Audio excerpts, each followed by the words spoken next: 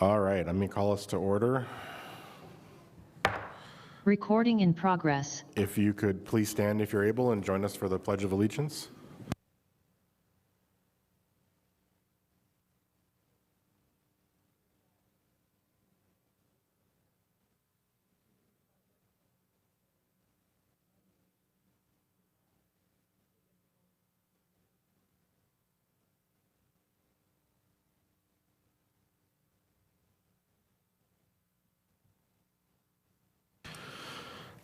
All right, moving on to roll call. Board Member Randall.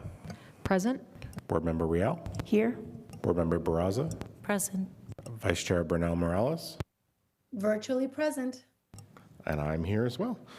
Moving on to 1.4, our land acknowledgement. Pima Community College acknowledges that we're gathered on the traditional lands of the Tohono O'odham and Pasquayaqui peoples who have stewarded this land since time immemorial. We recognize their enduring presence and contributions to this region. As we honor this history, we commit to learning from Indigenous communities and supporting their sovereignty, culture, and rights. All right, and 1.5, Governing Board Recognition and Awards. Chancellor, do you want to take us into that? Thank you, Chair Taylor. Good evening, everyone. Good evening, members of our governing board, for all our guests. Thank you all for being here. On behalf of our faculty, our staff, and our students here at Pima Community College, I'm honored this evening to welcome our guests, our honorees, and their families to the governing board's recognition celebration. Tonight, we celebrate members of our Pima community, students, faculty, and staff who have gone above and beyond in their service. Their accomplishments bring pride to this college and reflect the very best of who we are. At Pima, we of course encourage our people to engage fully in their professions, in their community, and in their service to others. When their efforts are recognized by outside organizations, it reaffirms what we already know: their dedication and excellence make a real difference. Honorees, tonight we recognize you for the distinction you've earned over the past year. From some local to national and international organizations, each of you has brought pride to Pima through your achievements and contributions. Those being honored this evening include our students, our faculty, and our staff. We have some alumni, we have community partners, individuals whose excellence and connection to the college strengthen who we are and what we stand for. And now, it is my honor to invite Dr. Ian Rourke, our college provost and executive vice chancellor for academic affairs and workforce development, to present the board recognition awards.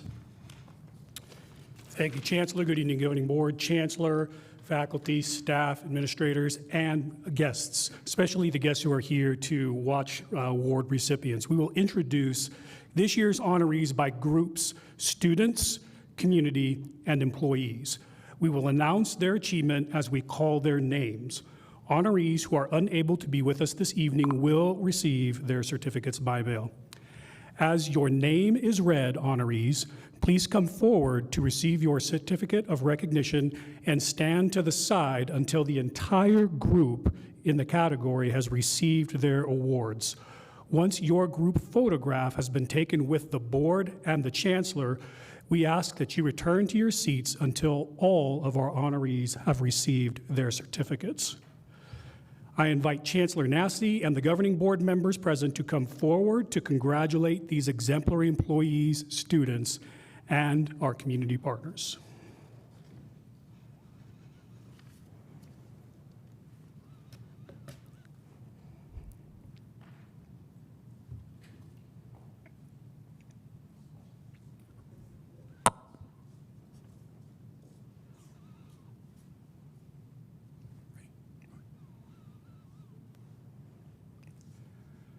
All right, our first group to be recognized is PCC students who have received special awards and recognitions.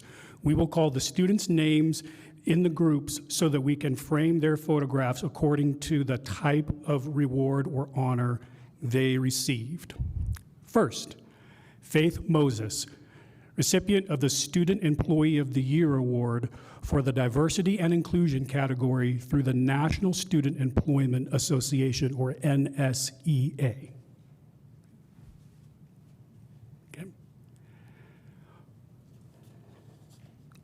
Next group. Our final group to be recognized are college employees who have received honors and awards outside of Pima CC. Ivana Corella, accepted into the NCCHC, which stands for the National Community College Hispanic Council Leadership Fellows Programs. Ivana? Imelda Davidson, selected as a finalist for the 2025 National Council for Marketing and Public Relations District 6 Medallion Award in the newsletter/magazine small scale booklet category for the design of the Chancellor's First 100 Days Report.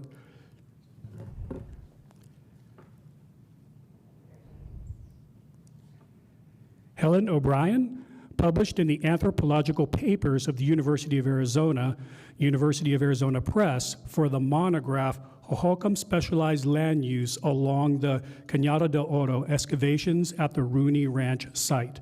This monograph is based on archaeological work conducted by Pima Community College's Center for Archaeological Field Training. Julia Durasso received the Robert Thompson Memorial Leadership Award for the Arizona Association of Student Financial Aid Administrators. Rachel Rada received the Rebecca Hopo Salcedo Rising Star Award from the Arizona Association of Student Financial Aid Administrators. Guadalupe Serrano recognized by AZ Transfer for achievement in report submission time during the fall 2024 ATF meeting session. Melissa Stoddard, awarded the Arizona Association of Student Financial Aid Administrators Committee of the Year Award and the National Association of Student Financial Aid Administrators for her work on the 2024-2025 State Advocacy Network Task Force.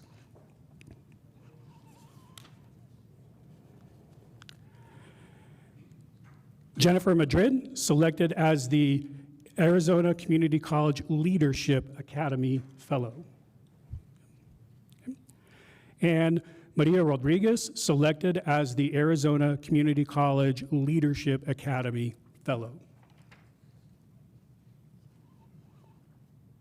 I'm going to keep going until we get to people for the photo. All right. Pedro Gonzalez, selected as 40 under 40 honoree by the Southern Arizona Hispanic Chamber of Commerce and was recognized as part of a group by the Association for the Coaching and Tutoring Professionals as Learning Center of the Month. Right.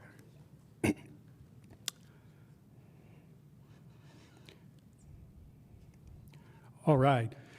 Tisha DeCary, recognized as part of a group by the Association for Coaching and Tutoring Professionals as Learning Center of the Month.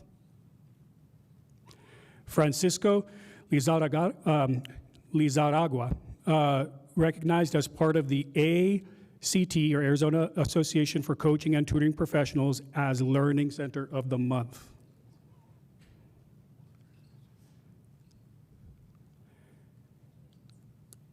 Christina Gartelos, recognized as part of the Association for Coaching and Tutoring Professionals as Learning Center of the Month.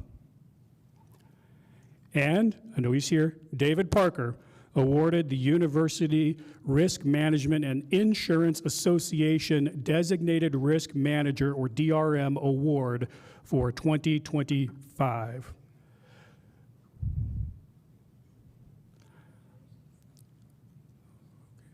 And so we will organize for the photo, and then we will applaud everybody after said photo is taken.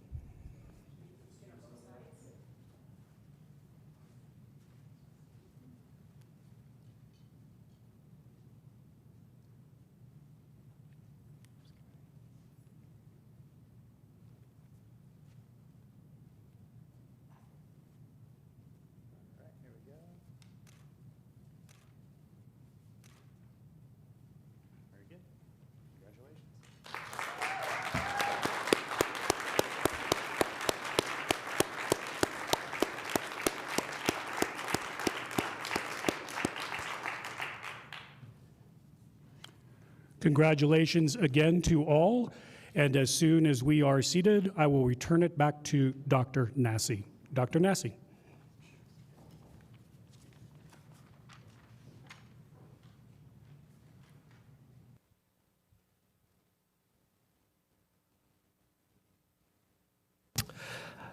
Thank you, Dr. Rourke, and thank you to the governing board for always your leadership and support. And thanks to our honorees, and thanks for coming this evening. We know it's right in the middle of the week and there's a lot going on, so just really appreciate all the employees, the students that, you know, again, going above and beyond and really representing this college and this community so well. So it's an honor. And so I'll turn it back over to you, Chair Taylor. All right, thank you. Yes, congratulations to all of you. I appreciate your service to the college and our students, and congratulations to our students. Let's move on to 1.6, the call to the audience. As far as I know, there are only 2 people that have signed up, but if while someone else is speaking you get inspired, feel free to fill out one of those cards over there and walk it up to me, and I'll make sure you get on the list. Let's start first with our virtual public comment. Denise Riley, are you available? I am here, Chair Taylor. Can you hear me? I can. Please go ahead. Okay.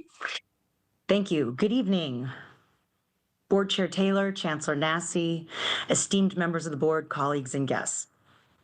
I want to thank you for your time, dedication, and collective efforts and action in improving the lives of students here at Pima Community College.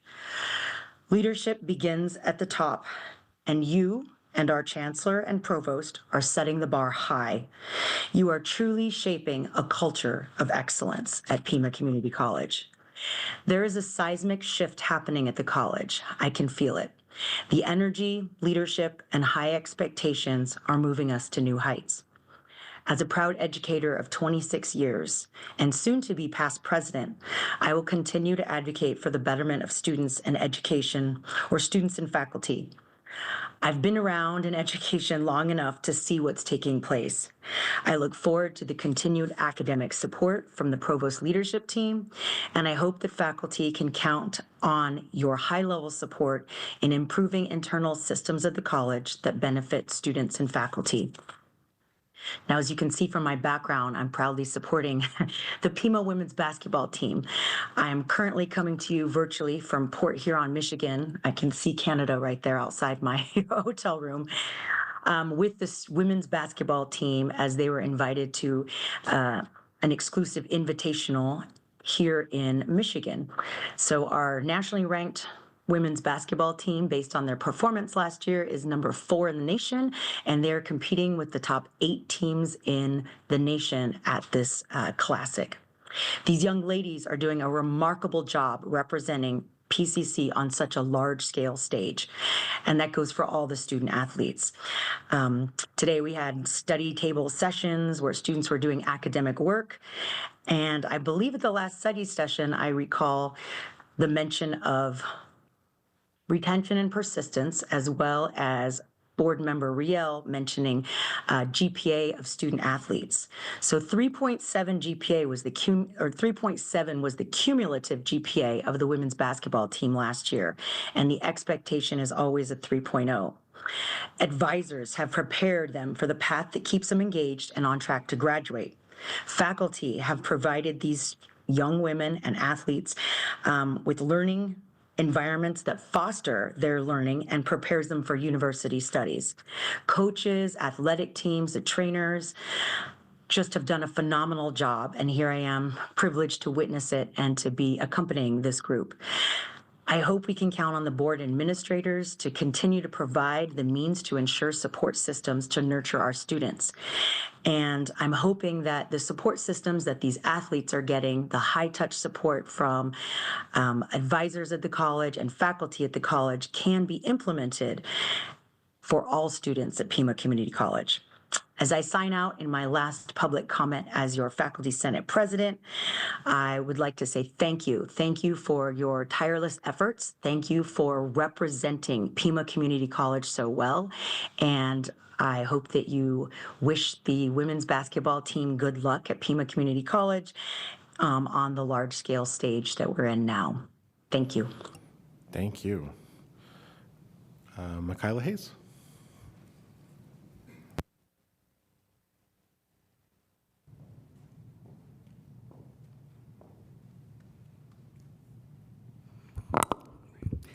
I'm shorter than they were. Good evening, board members, Chancellor Nassy, colleagues, and guests. I'm Michaela Hayes, your PCCEA president, math faculty, and AERC co-chair. Last month I was here, I can't believe this was just last month, but I was here asking the board to stand strong. Stand strong for Pima County, stand strong for our students, both current and future. Stand strong for the ideals of education, and stand strong for our employees, and stand strong in the face of hard choices. Thank you for doing just that and supporting the Center for Opportunities lawsuit. This last month, PCCEA has been active. We're working to move from a responsive union where we simply respond to issues and let circumstances determine what we're working through, to a union that centers the priorities of our faculty. Among the things you have heard me speak of often is that shared governance and administrative accountability are top of our list. We believe that centering strong built-in expectations for shared governance and a 360 evaluation would be a wonderful proactive step. PCCEA is the faculty, and our leadership team has sent out an all-faculty survey to set PCCEA's goals and direct our advocacy work. This survey is open until the Monday before Thanksgiving, and our goal is to compile the results and share those with faculty, administration, and the governing board in the spring. While this survey may reveal some new goals for PCCEA, we already know that many faculty are concerned about the college moving to offering a majority of our courses in an 8-week format. A move like this would greatly impact how work is done, and it needs to be done carefully with input from all of those affected. And in a time when we're really focusing on student success, retention, persistence, and completion, faculty are understandably highly interested in the facts and figures leading administration to look into such a plan. I would encourage the governing board to consider hearing directly from faculty, staff, and students in an open study session or some sort prior to the implementation of any such a big change. As these conversations are starting to happen, please ensure you just have the wide range of stakeholders. PCCEA knows that many faculty are also concerned about a newly proposed policy language restricting where employees may work from, even if teaching online during the summer. For context, a policy draft was brought to AERC and stirred up quite a bit of concern from full-time faculty. In fact, I have an email thread of faculty with over 100 emails specifically on this issue alone. And over 30 faculty showed up at AERC to express concern about the effects the policy languages would have on the working conditions. The AERC is working through these concerns through a resolution team currently, but it's very possible that the governing board may be asked for direction at some point during this discussion. Again, I ask the board to ensure you hear from a variety of stakeholders. To help you with awareness, the feedback we receive on our survey will be part of what will be given to you in the spring, as well as to the administration and all faculty. Thank you again for all you're doing to ensure that PCC serves our students, both present and future, and I look forward to updating you on these topics in future meetings. Thank you. Thank you. It's the end of our public comment period, so let's move on to 1.7, the summary of current events by governing board members. Board Member Randall. Thank you, Chair Taylor. So I will try to keep this short. I did attend the Finance and Audit meeting. I don't want to steal Dr. B's thunder, so I won't get into any of that. But one thing I did want to bring up was it was shared in the meeting about a World Economic Forum article. I think Andrea sent it, yeah, right. But it stuck out to me because obviously this is one source, but it is believed that over the next few years with AI influence that we could be looking at up to 170 million new jobs created because of that, acknowledging that there will be changes and reskilling necessary. So I think it's just interesting for us specifically because we'll be here ready to provide that reskilling when it's needed. I did attend the SATEC open house with board member Rial. I thought it was excellent. SATEC is a wonderful space for anybody that has any interest in becoming an entrepreneur. This is open to staff, faculty, students, the community, and I think it's a wonderful resource. At the very least, check out the space. It's a really beautiful space on the third floor. Sorry, there is no fourth floor. The third floor in the downtown campus. I attended the fall musical showcase with my family. I did bring my 10-year-old son, and we listened to the Pima Community College Orchestra, band, choir. It was an amazing night, and it's totally free. They've got another showcase coming up in the winter. Highly recommended it. It was fantastic. The selections were wonderful. The students are wonderful. Really enjoyed it. We also attended the ACCT conference. I won't get into all of that. I'm sure other folks will have some takeaways. I just wanted to bring up that two of my biggest takeaways was that we attended a session where some folks from the state of Texas and California came to talk about dual enrollment. And I think the thing that really struck me was that there is heavy state investment in dual enrollment in these states. These are newer programs, but it was really good to see, and I'm hoping that eventually we might see the same thing here in Arizona. A few of the other sessions I had attended were about changes in the federal landscape. Spoiler alert, there's changes in the federal landscape. Not everybody knows where we're going, but the good thing is we're not on the bus alone. There's a lot of people going through many similar things, and we're comparing notes. So that's my report. Thank you. Board Member Rial. So I just would be remiss if I didn't mention to everybody that today is Dr. Nassie's birthday. And we want to wish him a happy birthday, so join me in a round of applause for him real quick. And then I said I'd be really quick on my remarks so he could celebrate instead of hearing us talk. But I have attended more than a dozen events this past month. And I would just like to say it's an honor to represent you all at the college and to be proud of you all.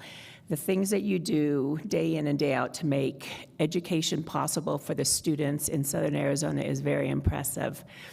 Now, the strange part of this is the world is changing, and I think that in the past we could make educational decisions for today and right now what's happening right now, but I think that we all need to be aware that every change we make needs to propel us forward in the future, that we don't even know what's going to happen or what it's going to be like. The decisions we make now, we need to make sure they're going to be protecting our students and their educational opportunities in the future. So remember, change is good. It's hard, but let's embrace what change we're going to see these next couple weeks, these next couple months, and let's do the best for our students and the best for our profession. So thank you all for what you do. Thank you. Board Member Barraza. Since our last meeting here in this room for our study session, the board and the chancellor and his executive cabinet met for our retreat on November 1st. And I want to thank all your team that came out on a Saturday and spent the afternoon with us. We had really great conversations, and I think it will help us to be a stronger board and continue to work at the behest of the college. In addition, on Thursday, I attended an event, Stand Up for Teachers, that is sponsored by an organization called Tucson Values Teachers. There were a lot of, the college was a sponsor of the event, and Brian Stewart, who's the VP at the Northwest Campus, serves on the board. There were several administrators there and faculty, and the event honors exceptional educators from preschool through 12th grade. And with our new baccalaureate program, I think it's smart and a good partnership to work together with organizations like that support teachers and are really looking at ways to strengthen the profession and attract new ones to want to become teachers. And since we're starting that program, I think it's smart that we partner and work with them. All right. Vice Chair Bernal Morales, do you want to do a summary of current events? Yes, I will go as quickly as I can. I won't make any promises. First, I want to say, can you all hear me okay? Yes. Okay, perfect. First of all, I want to say congratulations to all the award recipients, and I apologize that I was not able to share that experience with you all, but I do extend my congratulations to you all. And then I'd like to say that over the last few months, I've had the opportunity to represent Pima in key events that highlight the growing role in the workforce and industry partnerships. Briefly, last month, you all remember me mentioning that I had the opportunity to join Amanda Avens at Semicon West, where she presented on a panel to talk about the Pima Community College workforce development initiatives and specific focus on semiconductors and advanced manufacturing talent pipelines. I want to recognize again the amazing work that she did on that panel. I think she was, I'm biased, but I think she was one of the most prepared and well-spoken speakers during that panel presentation. So it was an honor for me to be able to share that experience with her. Similar to my fellow board members, I attended the ACCT Leadership Congress, had a phenomenal time, not only engaging with other trustees around the nation, but learning from my fellow board members and being able to share that experience with them. I also had to come back a little early because I had the great privilege of joining Provost Rourke in celebration of the Cybersecurity Talent Ready Arizona launch with Governor Hobbs, and celebrated the East Campus. And we talked about the statewide announcement and discussed Pima's partnership with the Governor's Office and Homeland Security, emphasizing cybersecurity education, training, and the rapid response workforce development that we have at the East Campus. And then lastly, I had the opportunity to meet with Chancellor Nassy and the workforce development team to talk about Pima Community College's contribution to the upcoming Arizona Aerospace Summit scheduled for July of 2026. And it was perfectly aligned with the conversation that we had, was perfectly aligned with a recent article. I don't know if any of you had the opportunity to see it yet, but BIS Tucson did a feature on the work that Pima Community College is doing, the new Pima, as the chancellor's focus on meeting the technology needs. I really appreciate it because he mentioned many of my member companies and many of our partners, but he also talked about specifically, and one of my favorite lines of Chancellor Nassy's is the industry-focused curriculum, which is so incredibly crucial. Just like board member Randall mentioned, we are here to meet the needs of the industry and meet the demands of how technology is going to be changing the workforce landscape. So I really appreciated how that conversation, the article where Chancellor Nassy talked about the focus for Pima Community College, it's just so perfectly aligned, creating this beautiful ecosystem. And then lastly, I also want to thank all the staff that joined us for the governing board retreat. It was really good to have great conversations and learn more about how we can best support Pima Community College in our role as board members and the role that we represent our district. So that's it for me. Thank you. I'll be quick as well so we can get you to your birthday celebration, but I'll join everybody else in saying happy birthday and also slightly belated happy Veterans Day to you as well, Chancellor, and everybody else in the college community who served. We appreciate that. Yeah, similarly, I was able to attend the Association of Community College Trustees Leadership Congress as well. There was some really interesting work that I was able to see being done by colleges across the country to meet the growing social service needs of their students, whether that's food or housing or healthcare. And so it was interesting to see some of the innovative approaches, some doing things entirely on their own, some doing things through some innovative partnerships. So that was a very educational experience, and hopefully, you know, as we enter this period in our country that we're entering and we see those needs increasing, we'll be able to do some similar things here to benefit our students, keep them engaged in learning, and hopefully help them weather some of what's to come. I wish that I could say I came away with like a set of clear answers or a greater understanding of like the strategic direction the federal government is trying to take all of us. I don't, but I was at least reassured that like everyone else is as confused as we are, so I didn't feel quite as alone as I was talking to other trustees about what their colleges are doing and what they've been experiencing. It's been seemingly very scattershot around what grants are getting impacted and what ones aren't, and so at least we're all on the same boat together. And so it was nice to be with colleagues in this role from across the country who are trying to problem solve collectively and figure out how we move forward, keep our students at the center of what we're doing, and make sure we can support them to achieve their educational goals. So I appreciated that part of it at least.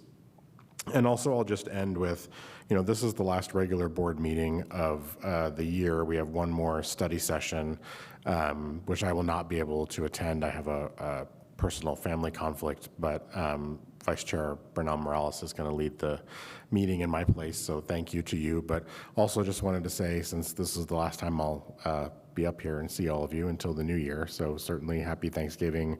Hope you have a happy whatever winter holiday you may or may not celebrate, and happy new year. And I'm looking forward to coming back in 2026 after tonight and continue to do the work we have to do. So thank you. With that, let's move on to 2.1, our administrative reports. Chancellor, you want to kick us off in that section? Sure. Thank you. Thank you for that great reports. Members of the board, one of the key priorities I identified last year and I talked about in the listening, learning, and leading report was the need to intensify our high school recruitment efforts. To me, that's just a fundamental. We should really be inescapable in our high schools, if not in our junior high schools. And while we still have a ways to go, I'm really proud of the progress we've made in this area over the last year. And so our Vice Chancellor for Marketing, Communication, and Strategic Outreach, Phil Burdick, will be talking about, he's really been leading, along with others, kind of how we are engaging high schools and our strategy for the college. And I think the work is particularly timely, right? We've talked a lot about federal grants. When we think about our TRIO programs, right, they were really designed for high school students and getting them ready for college and transitioning into college. And while we can't replicate those federal grants, we are really taking a lot of intentional steps to strengthen our partnerships with our local high schools, create clearer pathways to Pima Community College, and really improve, right? I talk about this a lot, where less than half of our graduating high school seniors here locally in Pima County go to any post-secondary institution. And so I always think about the last data point I saw, that 53%, more than half of our seniors. How do we get those folks exposed to all the great opportunities we have here at Pima Community College? And so Mr. Burdick will take it from here. Thank you. Thank you, Chancellor Nassy, Board Chair Taylor, members of the governing board. Colleagues and guests, it's my pleasure to talk a little bit about our stepped-up efforts to reach high school students and engage them, talk about Pima. So we serve about 160 high schools around Pima County. You can see our top 10 feeder high schools there. Tucson Magnet is by far our largest high school, followed by Nogales, Sunnyside, Mountain View, and some of the others. So we have a big job ahead of us, and this year we split our dual enrollment and high school recruitment into separate teams. Last year they were all as one team, and that led to a little bit of confusion both on the high school side and our side, and I think this split has really helped our engagement because now people know who to go to for certain things. For dual enrollment, there's one team. For high school recruitment, there's a separate team. And what it really gives them is a single point of contact for each of these areas. Dual enrollment is overseen by the academic side of the house. High school recruitment is seen by my side of the house. And right now I have a PC, our area has a PC recruiter assigned to our top 30 feeder high schools. So there's one point of contact for high school recruitment, and I'll talk about that a bit later. One of the first ways that students are exposed to Pima is by taking a dual enrollment class. We have over 67 100 students now enrolled in dual enrollment, and I think that growth is only going to continue. Unfortunately, while more students are taking dual enrollment, we only capture about 20% of those students or less every year of those students who finish dual enrollment in high school and then come to PCC after their first year of high school. I think we can do better with that, but the more dual enrollment classes they take, the less need they have for us. Some dual enrollment students never intend to come to Pima, but we think we can capture more dual enrollment students since they already have a student ID number, they're familiar with Pima, they're familiar with our systems. We think we can do a better job of getting them over to Pima for a seamless transition. So dual enrollment supports 12 what's called additional location sites. Those are sites that have over 50% PCC courses leading to a degree or a certificate. 35 active teaching sites, those with 50%, less than 50% courses that lead to a degree or a certificate. And this year, the academic side unveiled self-registration. It's a pilot which allows high school students to register for those classes themselves. You know, that's really important because not only does it help make our small dual enrollment staff more efficient since they don't have to physically help students, you know, with their courses, but it also gets high school students used to using PCC's system, registration, and it kind of, you know, makes them feel that they are actually enrolling at PCC here. So our high school recruitment team, it's a small and mighty team. I have 3 high school recruiters and a director who also recruits to, you know, service our top 30 high schools. I also have our external relations team also reaching out to some of the smaller schools. What they provide, and I think this is really important and what Dr. Nassi talked about when he first got here, is that it really increases our physical presence in the high schools, and that's really important, especially for counselors, especially for students. They know who their PCC contact is. They're physically on site at the college, usually once a week, sometimes more. They attend high school events and college fairs, so if they go to a high school event at, say, Sunnyside, chances are they've talked to them before, they've seen them before, they catch up. We can harass them a little bit more about getting all their documents in order to come from PC. So it's not a new contact. Chances are they've had a couple of conversations before. Our high school recruiters are also a point of contact for all of our PCC tours. We've revamped our tour schedule, and those will start this spring, but that'll help both the high schools arrange tours through their recruiters as well as our deans and program areas know when a tour is coming in advance. They also help with the PCC application and most especially financial aid assistance. If they can't help them, they can hand them off to our financial aid and scholarship area. Program areas also do their own recruiting in addition to high school recruitment. They hold centers of excellence tours in all of our new centers of excellence. The arts area holds their own arts workshops and events for not only high school, but also for middle school students. They attend some of our career and college fair and events to promote their programs. And they also are present at JTED in high schools with career and technical education programs to promote PCC programs. Some of our campus-based outreach include events like the STEAM Family Night and Research Symposium that attracts about 80 to 100 students every year at our Northwest campus.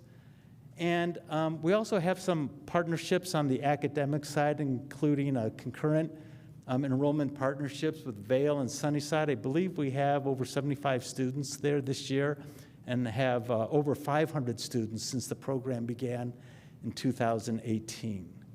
The academic side is also working with Sunnyside, Sarita, Vail, to create college prep opportunities for senior high school students, and working with Sunnyside to try a new bridge and summer prep program concepts to onboard students this summer.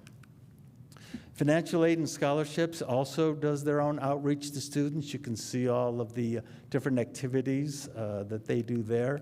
And our scholarship fair is coming up next week, and that promotes scholarship opportunities, both FAFSA and private and public scholarships. This has really become popular, doubled the size of attendance last year, and we're expecting more this year. In addition to just PCC being there, a lot of partners that offer scholarships also attend that. We've also upped our game as far as marketing is concerned. We have new data sharing agreements. You're going to approve another one tonight for Saurita. That's really important from a marketing perspective because what it allows us to do is do what's called marketing drip campaigns, which means targeted campaigns to both parents and students talking about opportunities here at PCC. We also have, as you saw last month, upped our game for social media, which now has really great followers, especially from high school students. And high school students love swag. We're giving out a lot more swag this year, T-shirts and other swag materials that the college students really seem to like. With that, I'd be happy to answer any questions. Any questions? No? Go ahead. So for the Nogales High School, as a number 2 high school feeder, is that directly to the college or is that through the provisional? No, that's through the college. We have a recruiter assigned directly to Nogales. I just want to say I think it's really important that we do this high school outreach, and we do it really well. Dr. Nassi mentioned that, less than half the high school graduates attend any form of higher education.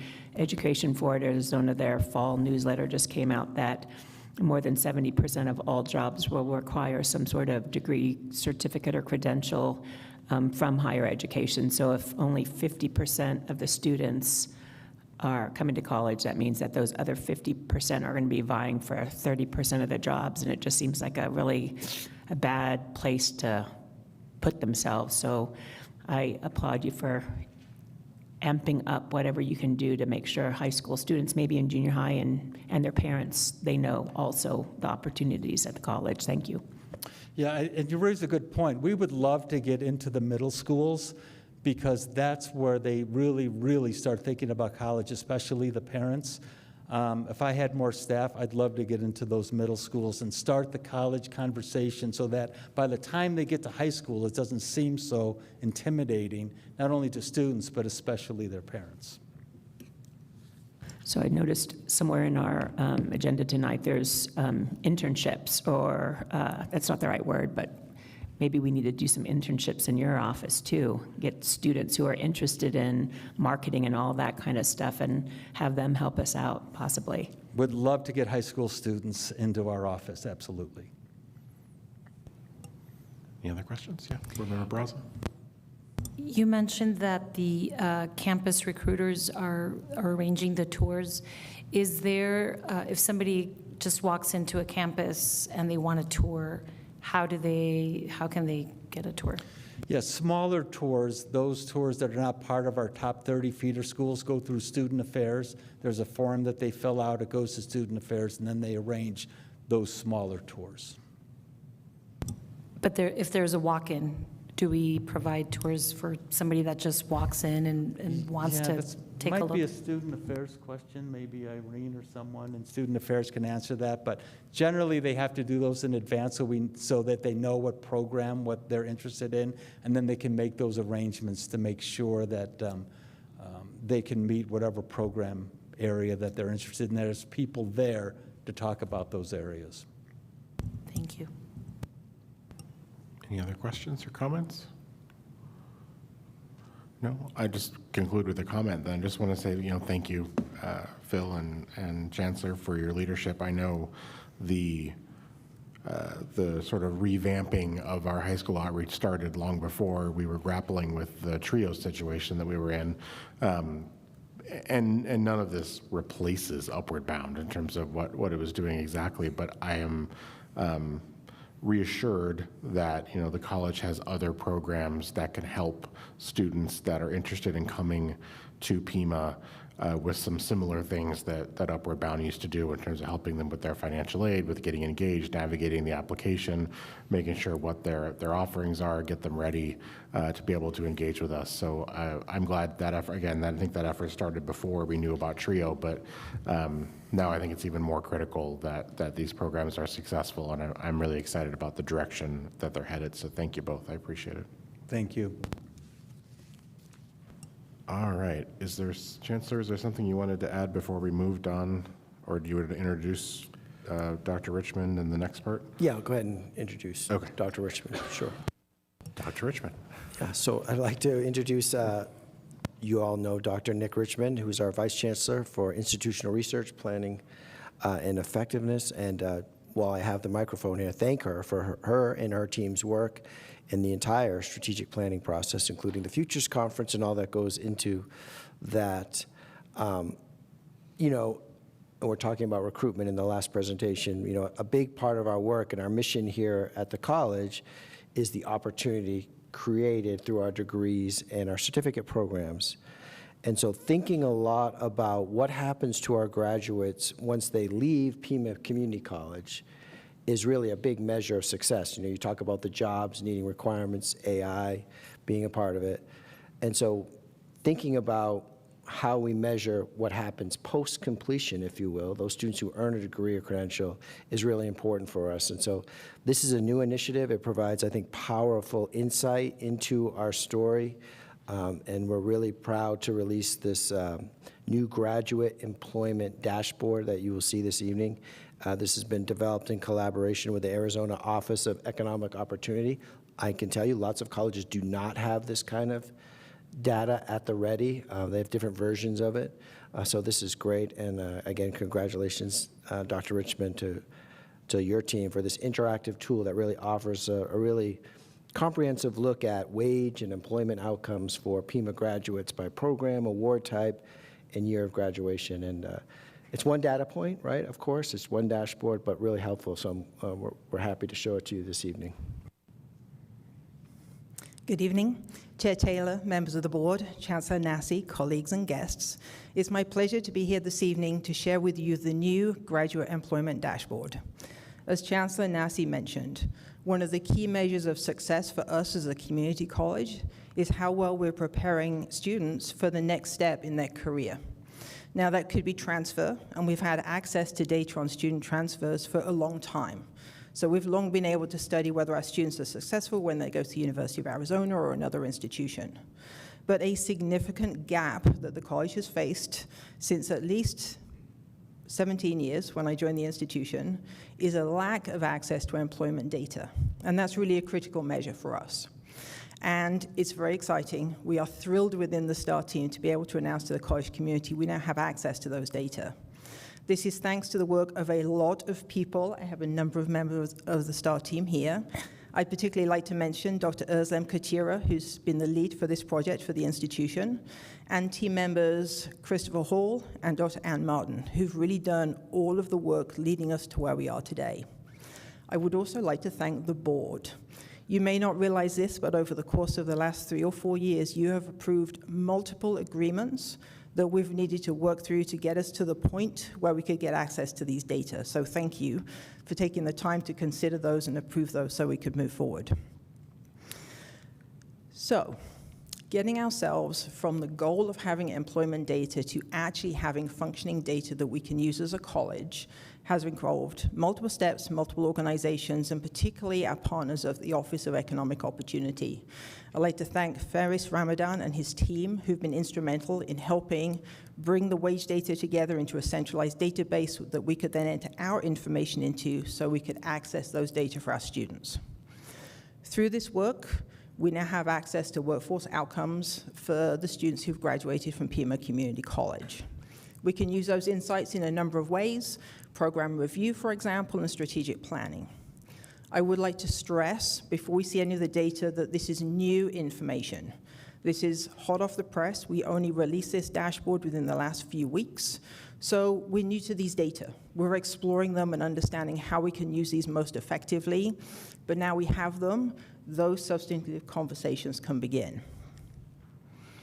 So we've developed a public-facing dashboard that enables exploration by program and by cohort. The dashboard is available on the main Pima website through our data and reporting section, so anybody, internal or outside the college, can access those data and take a look and explore. There are a number of early insights that stand out. For example, if we look at all of the data in the system, which includes our graduates from 2011 through to 2022, we know that associate degree earnings rise by about $12,000 over the course of the first 5 years of employment. That's different if we look at the most recent cohort, and I'll share you those numbers so you can see the latest and greatest information. Also, we know if we look at technical programs, we see higher early career earnings there than some of our other offerings. So there's notable changes across programs, and as mentioned, these data are new to us, but that process of exploring this data by program to understand what it means and what it tells us is underway now. Here you see one of the pages from the dashboard. I won't go through all of the details here, but I will highlight a couple points so you know what you're looking at. So if we look at the section to one side, let me see, is this a laser pointer? It isn't a laser pointer. Maybe this one. Found it, okay. If we look at this section here, we're looking at graduates who earned an associate degree with the graduation year of 2018. So they graduated from the college in the 2017 through 2018 year. We're looking at this because we're tracking them 5 years out in the workforce, so we need to go that far back.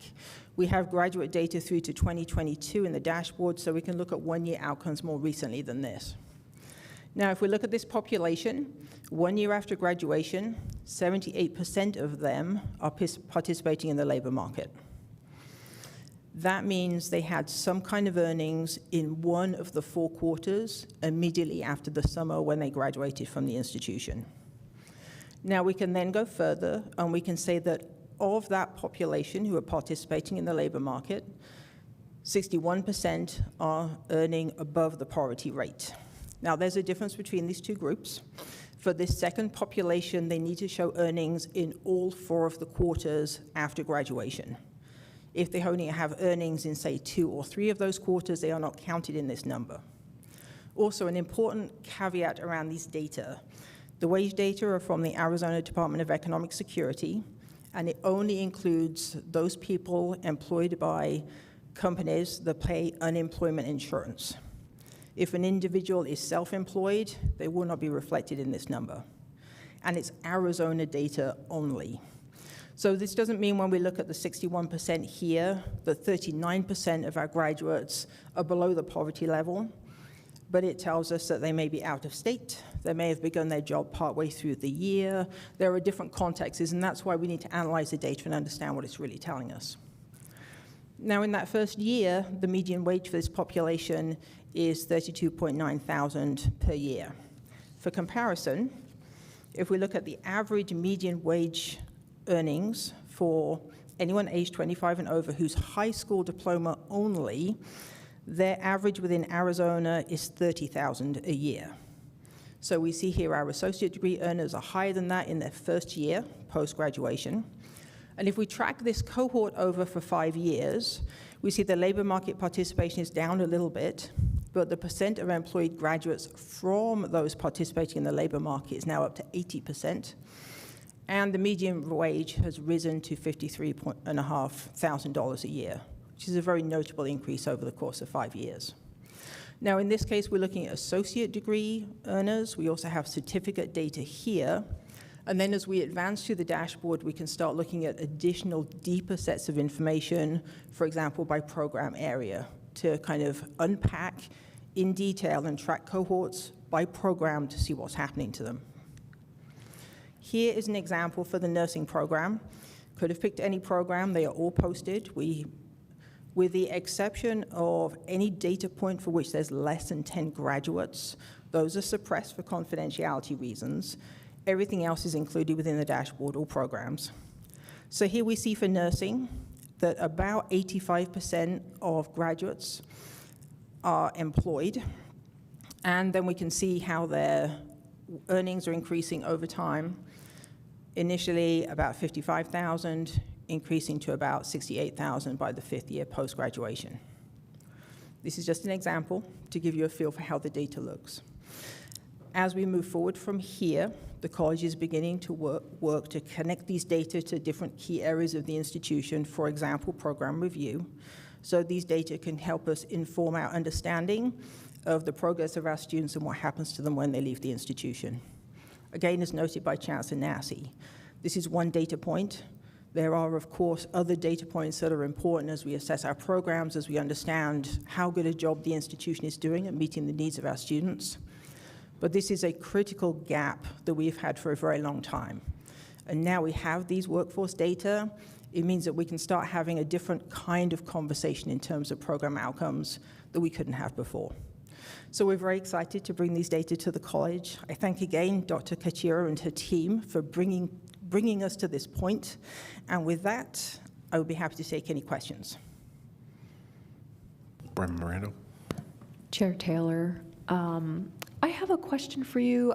Slide 4, the associate degree side, has that been filtered and is not showing students who have transferred on over to go get their bachelor's degree, or could that potentially include them? That could include them. That's a great question, and that's because this is our first release of data as we get questions in, so version 2 of this is actually going to take into account transfer, so we can build that in here as well.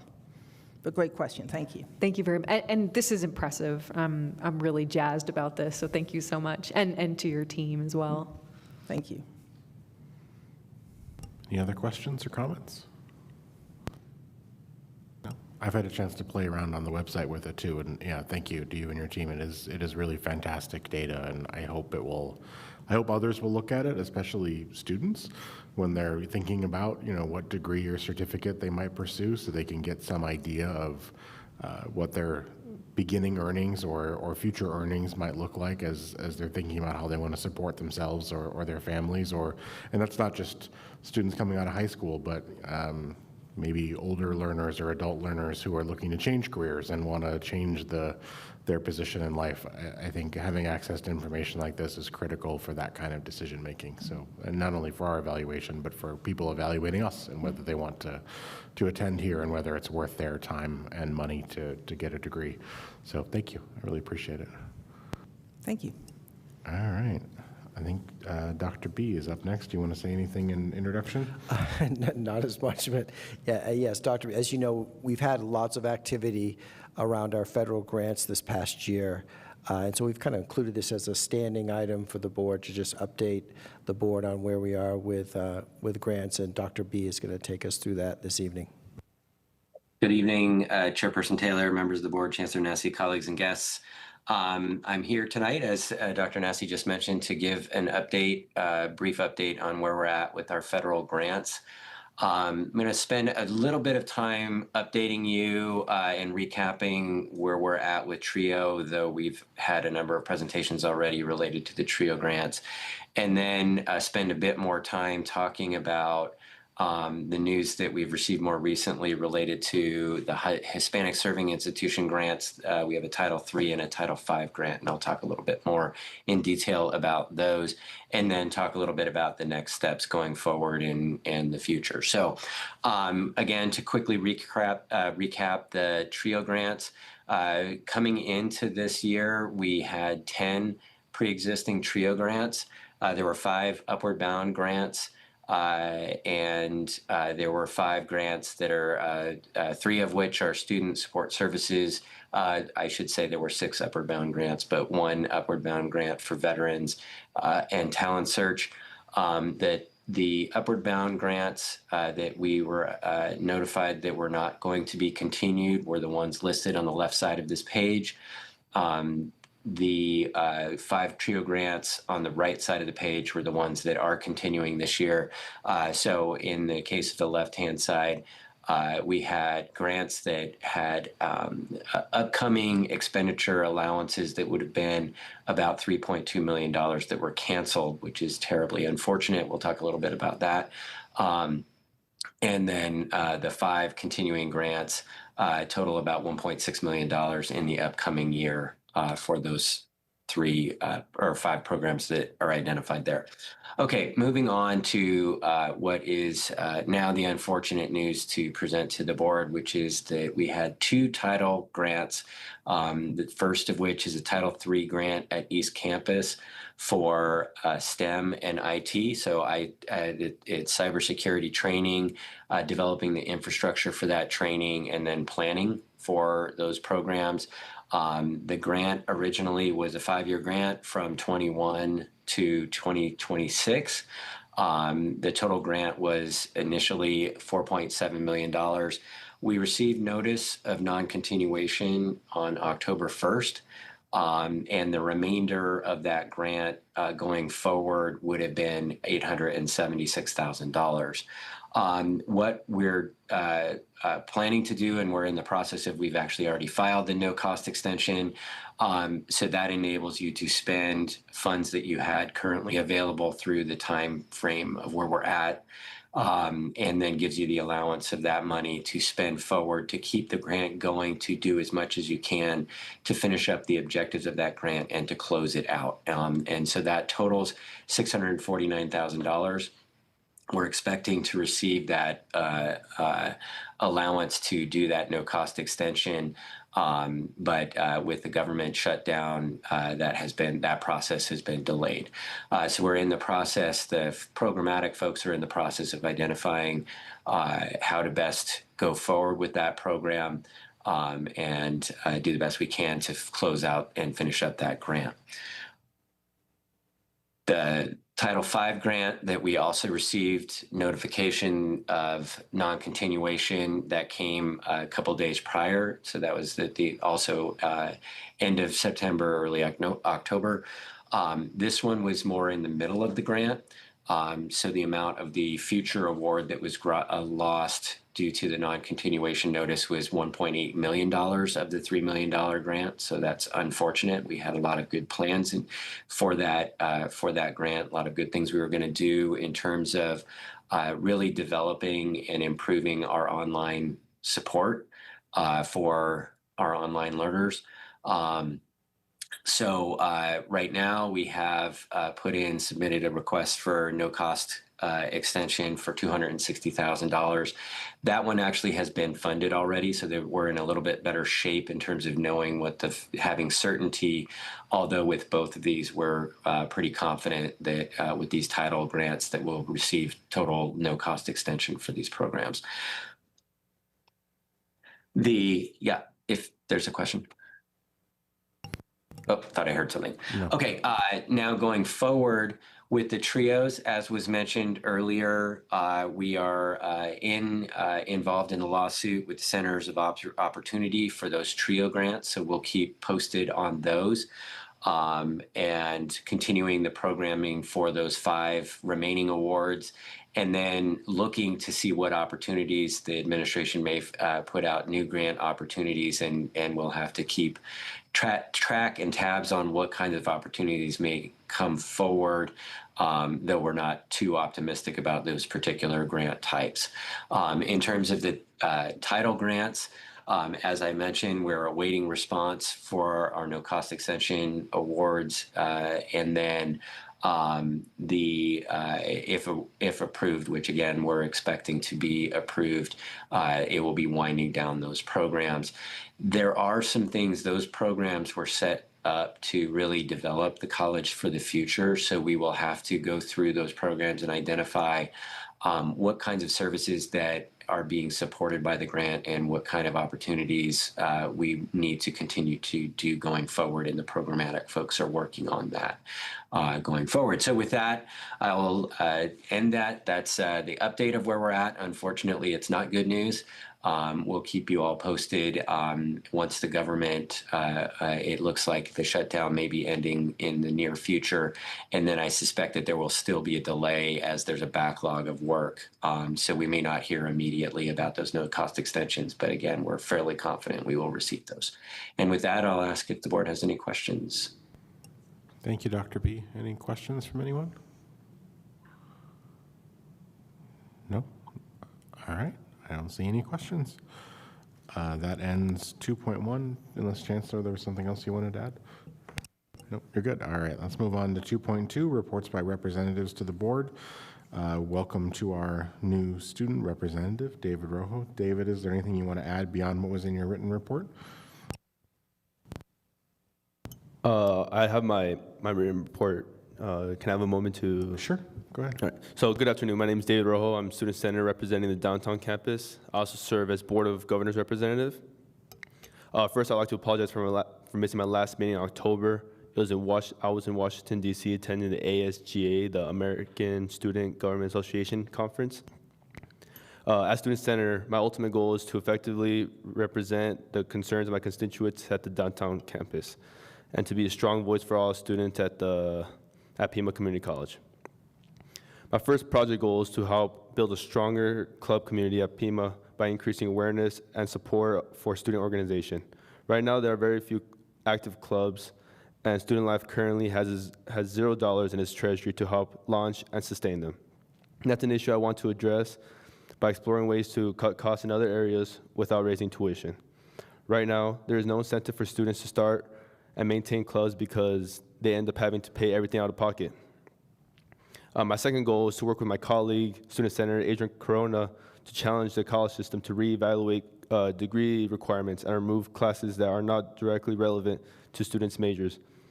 By doing this, we can make education more affordable and allow students to focus more on the courses that truly matter to their field of study. This would improve both engagement and academic performance.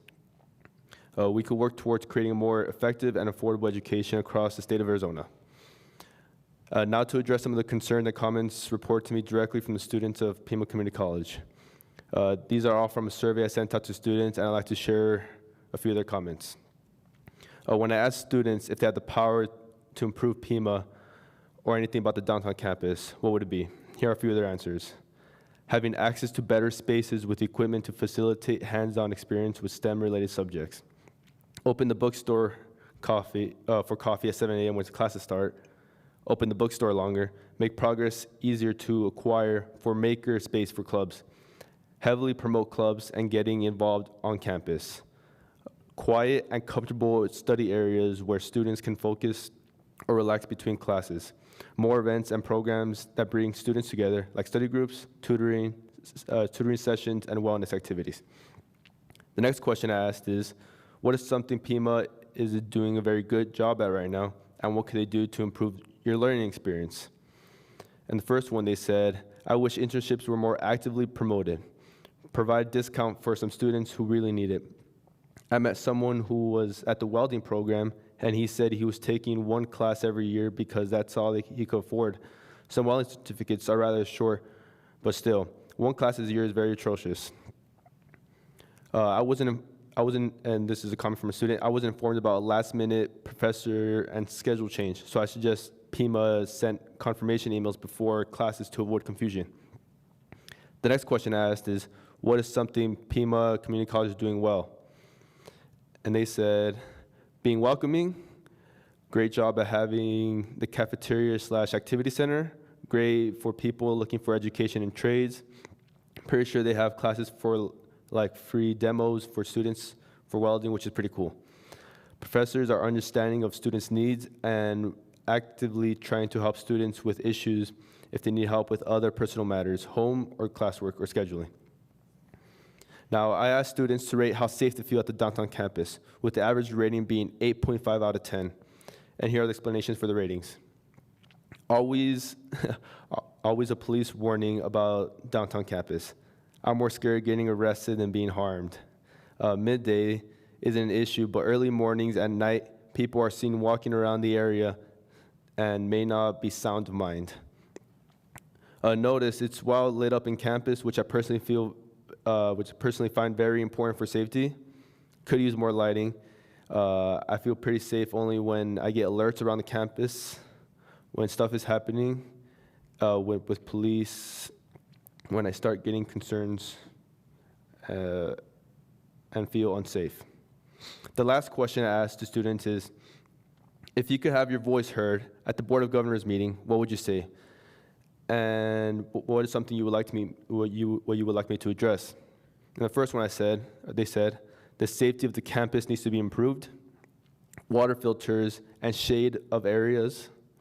Planting more trees, since that can significantly decrease the heat if there are enough of them. My former ASL class, East Campus, didn't have a designated professor until a month before the semester started. One of the ASL lab technicians volunteered to teach it. I don't believe there is enough for the deaf community representation around the Pima Community College.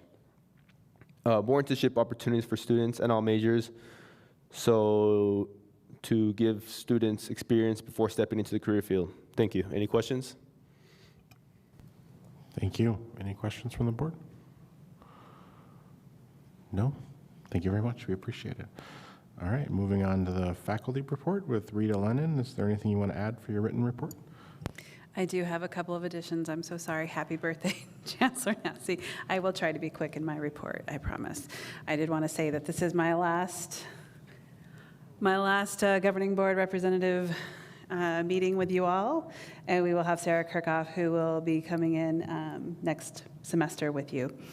So it's been great. I really appreciate providing report about our students and our faculty, what we're excited about, what we're doing and celebrating, and also, of course, what we're concerned or issues that we have. Last month, board member Teresa Riel mentioned that she would like to have an update about the AP changes to our faculty emeritus. So there were several changes. There was changes to the, let's try talking today, eligibility, procedures, and benefits. As far as eligibility goes, the most important thing was that faculty need to be continuously employed with a college, and we removed the 20-year requirement, and we moved that down to 15 years. And their total full-time faculty status would go from 15 years to 10 years. So if we move into an administrative role, it's not going to count against us. So those were the most important things. Also in the way that we celebrate it, so it used to be celebrated here at the board only, and we're also going to celebrate it at our faculty senate meetings as well. Also, we had 2 times through the year where faculty emeriti could be nominated. Now we've moved that down to 1 to simplify the process.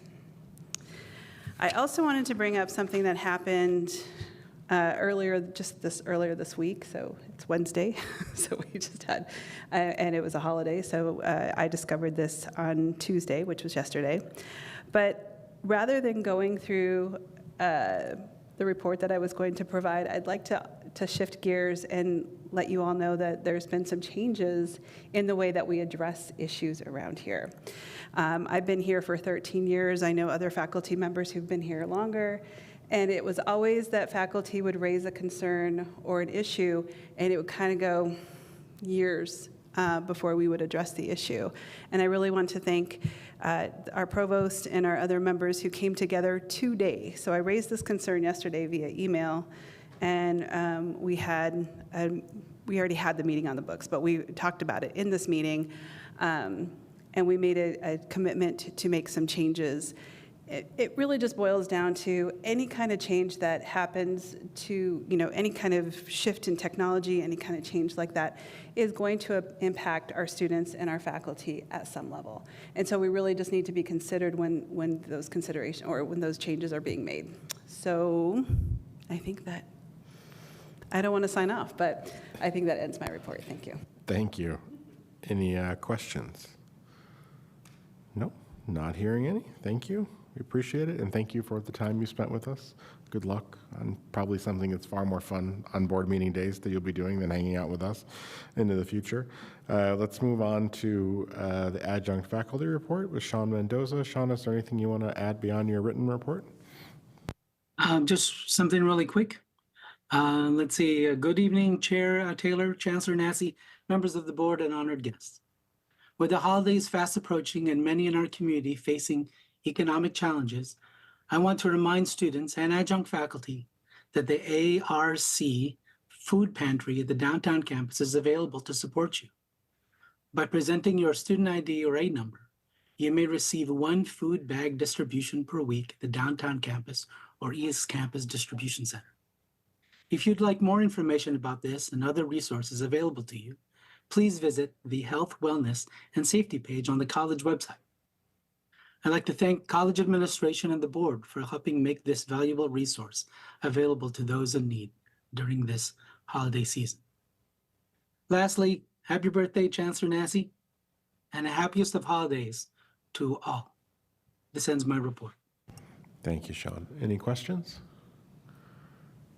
No, not hearing any. All right, let's move on to the staff report with Don. Don, are you online? Good evening, everyone. This is Don Harper attending remotely. I don't have anything to add to the staff report other than to wish Chancellor Nassy a happy birthday, to welcome our student representative David to the club, and to thank Rita for her service as the faculty representative to the board. Thank you, Don. Any questions for Don on the staff report? Nope, not seeing any. All right, let's move on to 2.3. Chancellor, you're up.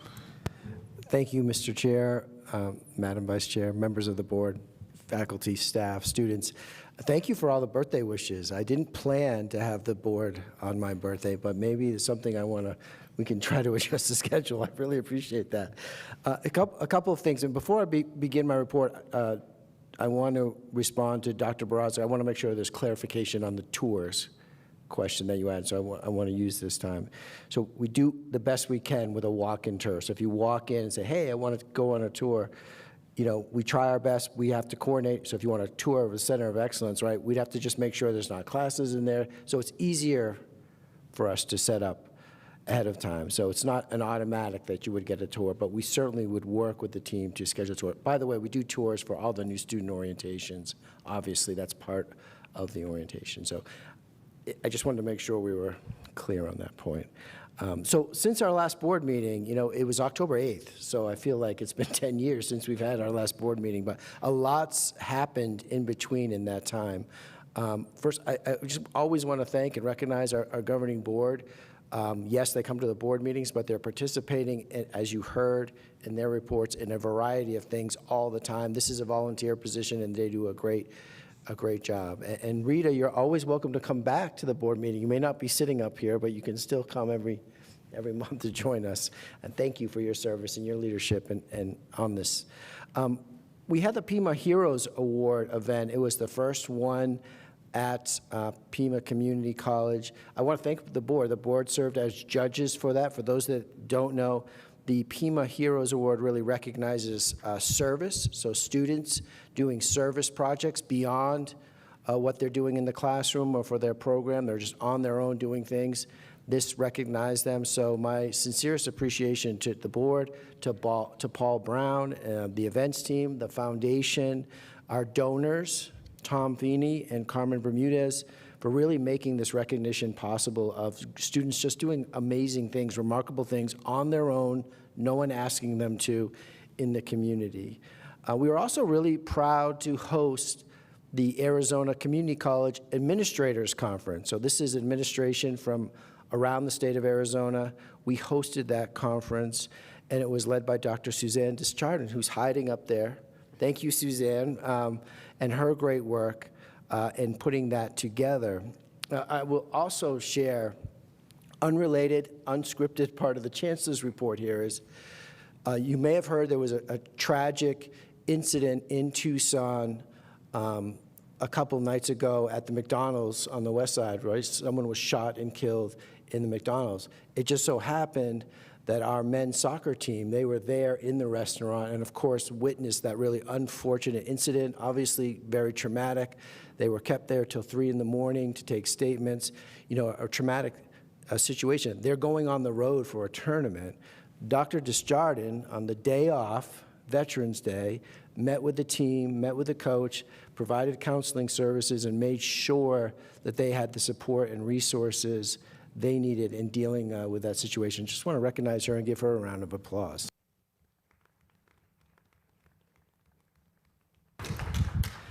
Great work. We have a great team, and they're doing great things for students, and some of those things just go unnoticed and beyond. I want to thank you, Vice Chair Bernal Morales, for joining me and for inviting Pima always to be a part of the Southern Arizona Technology and Business Expo It brings together employers, industry leaders, educators, and Pima is a big part of that intersection of technology, workforce, and education, and we are thrilled to be a part of it. I mentioned our visit with our superintendents at the Superintendents Collaborative meeting, talked a lot about dual enrollment and what we could do to kind of assist. You know, they love dual enrollment. Obviously, it comes at a cost, and so talking with them about how we might address that situation. Appreciation for the Pima Foundation and the Rotary Club of Tucson. Also, since our last board meeting, we had another successful Tucson car show for which the college and the students importantly benefit. Also, Pima employees getting out there throughout the weekend, setting up, helping people park. It's just great to see our community in that. In October, I had the opportunity to represent Pima and travel with Governor Hobbs to Mexico as part of an economic delegation focused on strengthening Arizona-Mexico partnership. Great visit, opened the door to, I think, some really good, exciting opportunities for cross-border collaboration in workforce development and higher education. It was my pleasure to join you, the board, in New Orleans for the Association of Community College Trustees Congress. Great work happening at Pima with leaders from across the country.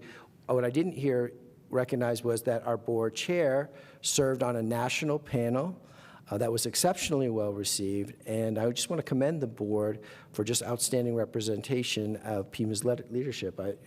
We have a great board, and it shows at those national conferences, so thank you so much. As was mentioned, we had the governor here at our East Campus to announce our new cybersecurity partnership with the Arizona Department of Homeland Security and Pima Community College. This initiative is the state's first community college-based regional security operations center. So again, the great work that that team is doing at our Center of Excellence in cyber and IT, the state is kind of using us as a model, and I'm really proud of the faculty, the staff, the students for making that happen. And thank you, Vice Chair Bernal Morales, for representing us at that event. I had the opportunity to meet with some of our student senators on the West Campus, hear their perspectives and priorities, as we heard here this evening as well. Some of the things that came up: testing needs, classroom testing needs, transfer information, transportation. We heard it here today, employment opportunities on campus, something I think about a lot. How can we support our students with providing more employment opportunities, internships, to your point, Board Member Rial, within our own area? I think there's lots of opportunity for growth. We hosted the Chamber of Southern Arizona's Economic Development Council on our downtown campus with our partners from the University of Arizona. Dr. Diaz de la Rubia was with me on a panel, and we discussed the alignment between our programs and meeting regional workforce priorities.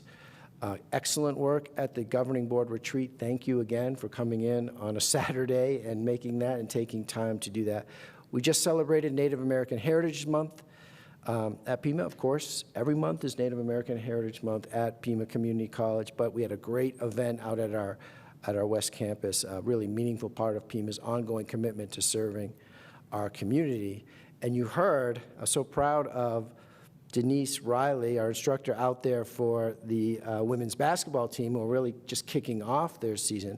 But congratulations, of course, to all our athletic teams, but our women's soccer team, Aztecs, they won their regional championship. And it was great to get out there, see a game, and they exemplified just tremendous teamwork, determination, and Pima pride.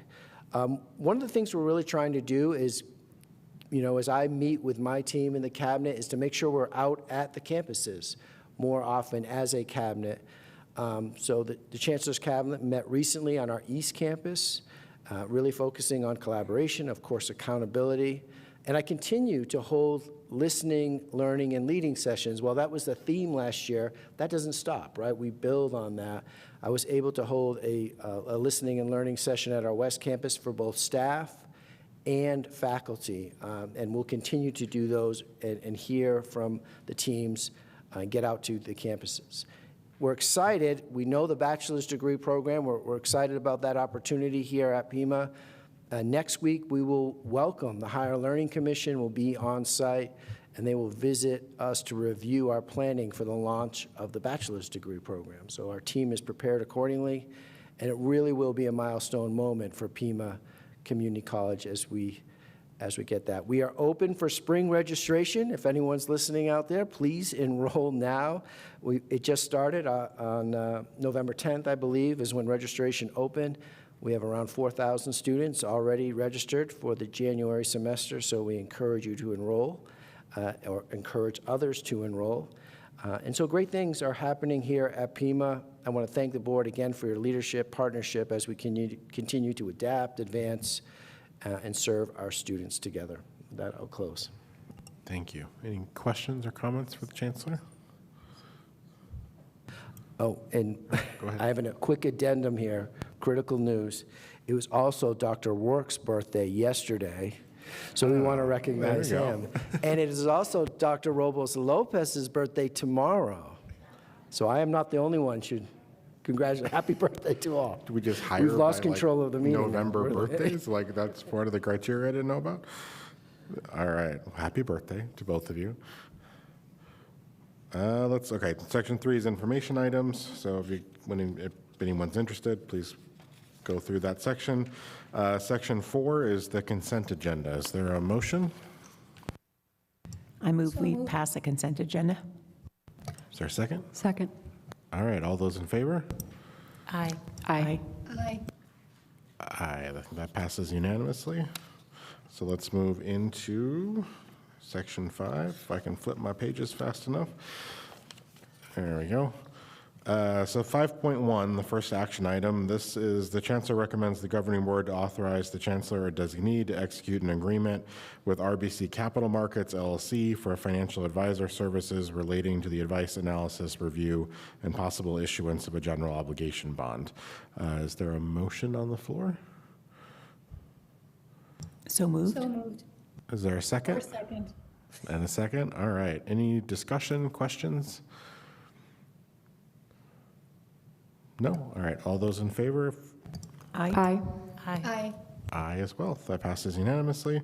Let's move on to 5.2, revision of mission and related statements, discussion and possible action regarding the process and board input for revision of the mission statement and related statements. So I actually added this one on here because I felt like we may have left the college in a bit of a cliffhanger after our last discussion about how or if we wanted to be engaged. So I wanted to just have an opportunity to close that loop a little bit so that we could those that were interested could engage. So my understanding is there are existing meetings scheduled at least through the end of the year, if I remember right. Someone correct me if I'm wrong, that the group that has already been working on this, we could have board members join those meetings if folks are interested, but if we get 3 or more, then it becomes an open meeting issue, and then we may have to go a different direction. So I'm curious, do you all feel like we want to just keep letting them do their work? For those folks that were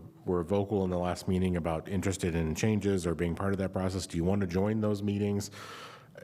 We could do any number. We could have like a board committee or something. We can create those if you wanted to work on those things. I just wanted to make sure that we all had a chance to be engaged if we wanted to be, so that we didn't kind of leave things flat like I felt like we left it last time, if that makes any sense. So Jeff Sylvan, you sent out an email to all of us with those dates. Are you receiving responses about people wanting to be involved? So I didn't get any direct responses, and I think I need to clarify. So when Dr. Richmond gave me the dates, I don't think her actual intent was to have 3 separate meetings. But there are 3, I think it's 3, she could clarify if necessary, meetings coming up, and any one of those, if board members were interested, could have a segment with more of a focus on the mission statement and an opportunity for additional input. So maybe let me start. Does anyone want to be more engaged in that process, or does everybody just want it to keep running its course, and then we'll see? I will say, coming out of the last one, my feelings haven't changed especially. Like I appreciate everybody's work. I just don't feel like any of the options we were presented or the existing one, like adopting any of them will like fundamentally change what we're doing. That's just my personal opinion, but I know there was different thoughts on being involved in wordsmithing or not. And so, like I said, I wanted to have a space that we could jump in if we wanted to, or let it go.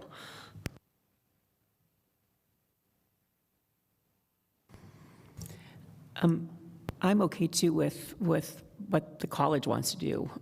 But one comment that was made to me recently was when we change our mission statement every 3 years, 5 years, whatever it is, that might change what we assess and what we're tracking data on. And we might not have longitudinal data if we change our statements every 3 years. And that was something I had not thought about prior to this.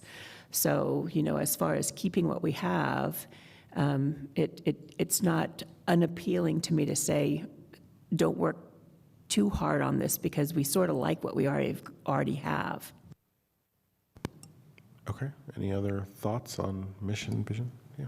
Chair Taylor, I have just a clarifying question. Sure. The dates of the meetings, are they meetings that they would have if we are still kind of waffling? So they're potential meetings? I don't have an answer to that. Does somebody? Nick, can you help us Richardson? out Yeah, with the you wanna- meeting schedule?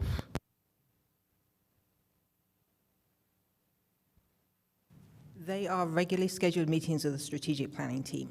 We'll either be discussing the mission statements as needed or working on the development of the priorities for the next integrated plan. So they're meetings that are going ahead regardless, but we can carve out time for mission review as needed for those different meetings. Chair Taylor, as I mentioned before, I'm of two minds. I'm okay with leaving them the way that they are, or I am also okay if it would be the will of the board to try to take some time with the vision statement. That's the one that I'm mostly interested in. I would be willing to go to one of those meetings and then report back to the board if that would be helpful. Sure. Yeah. If you want to engage in one of those and then circle back to us if we need something else on the agenda or whatever, just let me know what happens and we'll put whatever is appropriate in our next, I guess in January, that would be the next meeting we're together, if that works. I don't think we have to, I'm going to ask lawyer Jeff this question, but I don't need to motion that, right? She could just, okay, making sure. I didn't think I did, but we'll have to make sure that that's good. So anybody else want to get engaged in those? Otherwise, it'll be in the very capable hands of Board Member Randall to see what exciting vision we can have for the future. Absolutely. All right, sounds good. Is there anything else related to 5.2 before we move on to 5.3? No? All right.